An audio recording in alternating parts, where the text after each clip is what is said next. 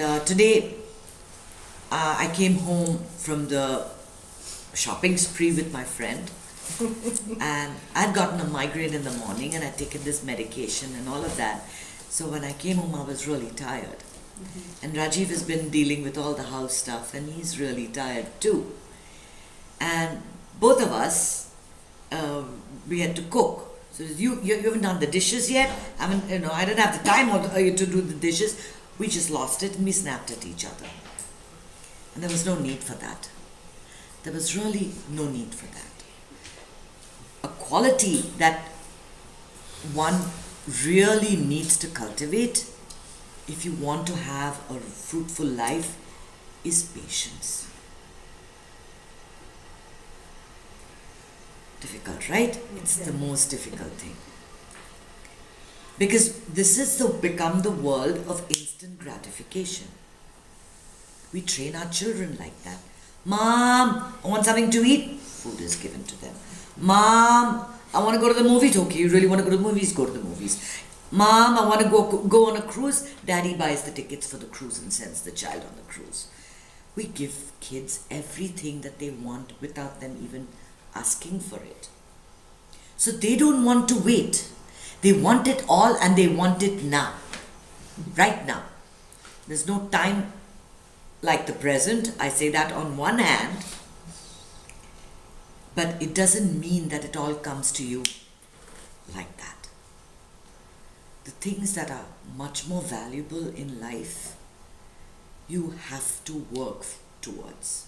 You have to wait for. Things that come too easily to you slip out of your hands easily as well. Things that come too easily to you, you may not even value. That woman who you pick up at the bar, right? What an example. You're hardly going to marry her that night. Maybe later. Maybe later. Well, that's the attitude. Things that come easily don't have much value. And we all have a lot of value. We have a lot to offer. Especially in relationships. When relationships happen too quickly, they have not happened for the right reasons. They've happened either because of circumstances. For example, a lot of Indians just go home for a week and come back with a bride.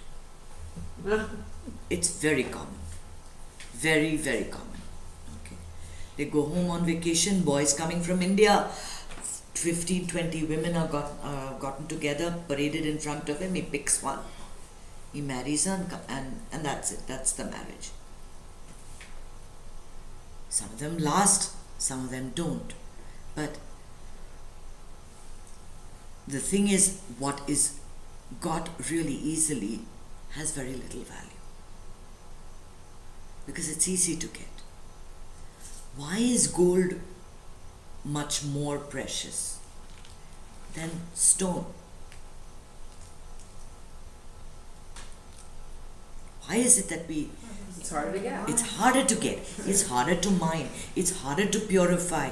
It takes a lot of hard work to get it to shine like that. And we value it more as a result. Stone is so useful, much more useful than gold. Much, much more useful. You can use stone for grinding, you can use stones. They used to use it as arrowheads. They would, use it to crush and break things. They can use it for decorations. They can use it to prevent a river from overflowing. I mean, stone has so much more use. But because of its very common, we don't value it so much. The things that you really value, you have to wait for. Like spiritual enlightenment. It takes walking down that path and doing it slowly, enjoying every minute, enjoying the process completely for that spiritual enlightenment to hit. When it hits, it does hit in a second. It does come very quickly. But to reach that point, that's when you say, okay, forget about it. This is too much work. I just can't be bothered. I'm going to do, let it go. It's like making that pasta, that macaroni and cheese from scratch, right? We don't do it. We buy the packet. Who is going to take that trouble to make that macaroni and cheese? Much tastier, much healthier for us to do everything from scratch. But it's just too much work. It's just too much work. Sometimes I watch these shows on TV, and there was one in which this man was making a castle of cards. That requires an amazing amount of patience. One false breath can ruin everything. He just has to breathe heavily, and it's the end of it all, right? It requires amazing patience. He's got to do it really slowly, really calmly, and not make a false move. And if he does make a false move and go, and this whole thing comes tumbling down, he has to build it up again, right? Because those things that we value,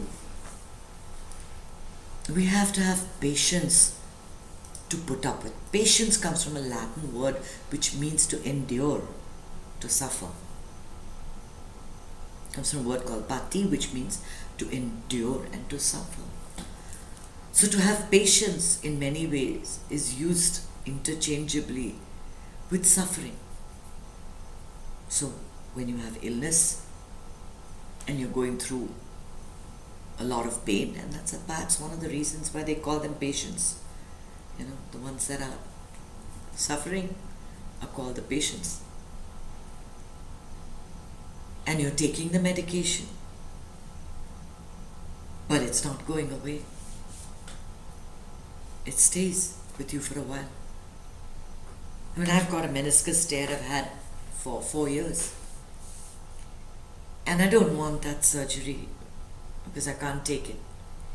And the pain, when it starts to hurt, I know it's going to take a lot of patience and a lot of physical therapy to get it, where I can manage. But the alternative is what? Surgery. And you don't want that surgery.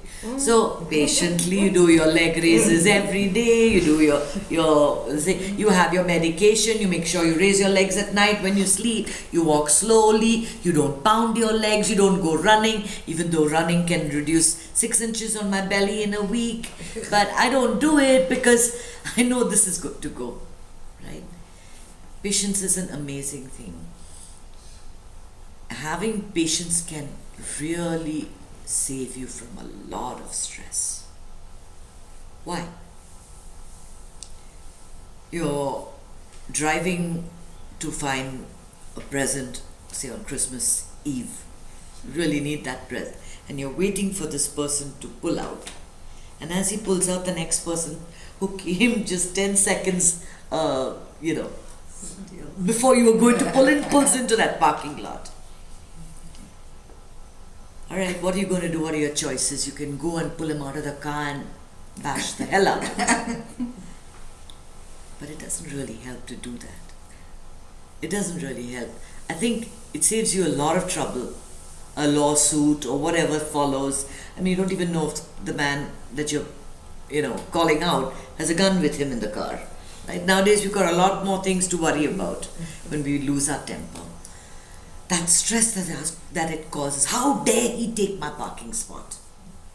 Oh my God, I've been waiting for so long and now he just pulls in. What does he think? This is the problem with these people? And then he'll turn out to be, some belonging to some community, and you'll say, oh, these Italians, they're all like that. They always, take whatever is, you'll blame everything, the whole community, then the whole religion, the whole country, all of that. And it's For what? It's for a parking spot. You just quietly go and find another parking spot, or don't buy the gift that day. Nothing is going to be lost.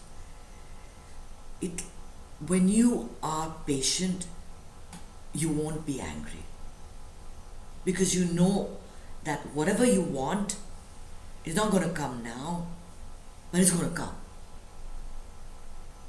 May not immediately, may not in the next 5 minutes, but it's going to come sometime down, in a while.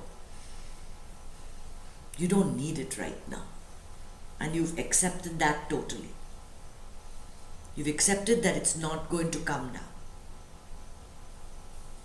So you're okay with it. And you're not going to get any stress. So you're sitting and, getting ready for work, and you tell your daughter, baby, just grab my bag. 5 minutes later, you've got your shoes on, she's still watching TV. She hasn't brought your bag. Okay. Immediately you've lost it. Right? And, okay, Mom, you don't have to talk to me like that. I was going to get it. I was just going to get it right now. Okay, but for you, 5 minutes is 30 seconds. Your concept of time, her concept of time, your priorities, her priorities are totally different. Right? You want something done, but you want someone else to do it for you. You have to be on their schedule then, right? Not on your own schedule. You want something done, do it yourself. If you're expecting something from someone else, have some patience. They're not going to do it on your schedule. It's not going to happen. Maximum patience we need when we go to visit a doctor. Right? That doctor's appointment. And don't you tell yourself right before you go, I know I have to wait, I have my book, I have my phone, taking my iPad, I know it's going to be a wait, I'm going to be patient, and then you read 5 pages and you're looking, and 10 pages and you're looking, and then you finish the whole chapter, you've seen whoever's looked at their Facebook, okay, all your notifications all done. Now you really have nothing to do, and you've got a lot of stuff that has to be done. No matter what, you lose it. You will lose your patience. You will get annoyed. And I've done many times. I've waited for 2 hours and then I've walked out. I've changed my doctors. You've changed the doctor, yeah. I mean, Just the minimum wait to go there. exactly. After you've given them a piece of your mind. When I go to the oncologist, I know it's going to be probably a 3-hour wait. Yeah, every time I go. But I realize there are people who need his time more than I do. And so I don't get impatient, because I know if there are people who need him for a much longer time, that's okay, because there was a time when I really needed him more than I do now. So, if you can change your perception, That definitely helps. That definitely helps. yeah, because it's not always the doctor's fault. Sometimes there are just patients who require more attention and more time. So, But that is really the case with every situation. yeah. You have to have a very deep realization that your priorities and your expectations and your needs are totally different from everyone else's. They don't gel. And because they don't gel, whether you wait 3 hours at an oncologist or 5 minutes to get your handbag, it's the same level of irritation. It's something not happening in your time, according to your needs. And it's very simple. If you just give that up and sit back, it would be great. And that'll only happen when your prana is high. If you've just finished a meditation right? Or if you've just come back from a really lovely swim, okay? Not where you're exhausted, not after a run. After a run, you're tired. After the gym, you're tired. But if you've done something really relaxing, where your prana is up, anyone can say anything to you. You won't worry. Everything's good. The sun is shining. That's fine, honey. You'll be really nice to your significant other.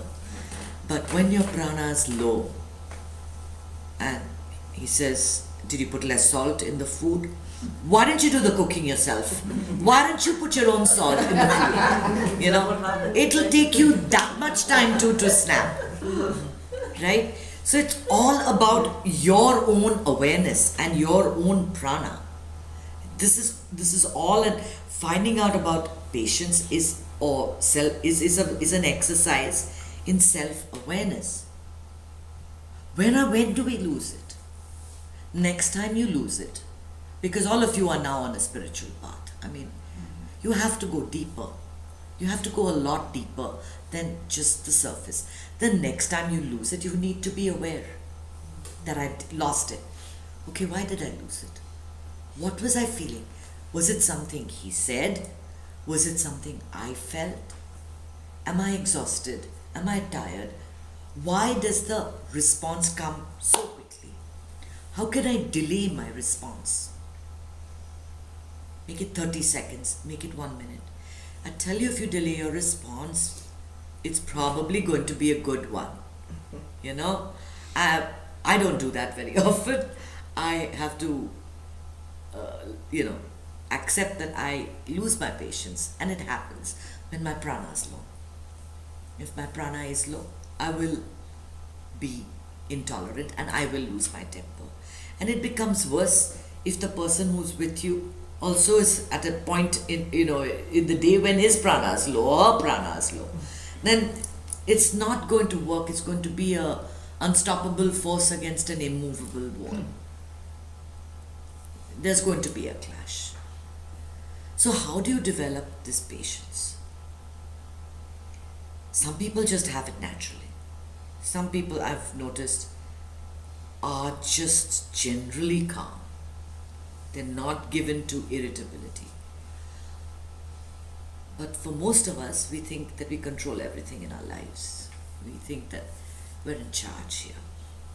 And we can, at 9 o'clock, this must be done, 9:10, this must be done by noon, this has to be finished. We're working according to the schedule, and everything has to be just right. I have to do everything like this, you have to do everything like this, he has to do everything like this, only then I'm happy. Nothing can go off.